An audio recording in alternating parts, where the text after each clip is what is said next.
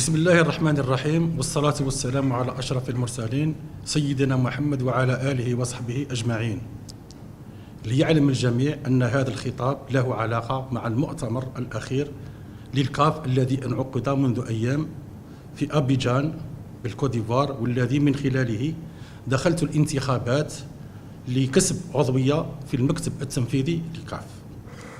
كما تعلمون، كسب عضوية في المكتب التنفيذي للاتحاد الإفريقي لكرة القدم كان من أهم الأهداف التي كنا نعمل لأجلها ونطمح للوصول إليها في إطار الاستراتيجية التي رسمناها وقدمناها أمام الجمعية العمومية للاتحاد الجزائري لكرة القدم.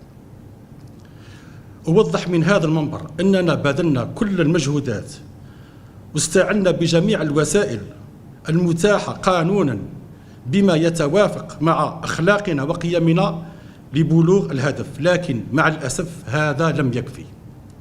لهذا أعلم الرأي العام عن استقالتي من منصب رئيس الاتحاد الجزائري لكرة القدم، وأستغل هذه الفرصة لأتقدم بالشكر الجزيل للسلطات الجزائرية على كل الدعم الكبير الذي تلقيته أثناء ممارسة مهامي.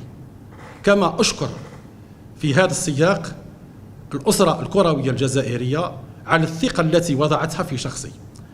أتمنى الحظ الوفير والنجاح لكرة القدم الجزائرية. تحيا الجزائر، المجد والخلود لشهدائنا الأبرار، والحمد لله رب العالمين.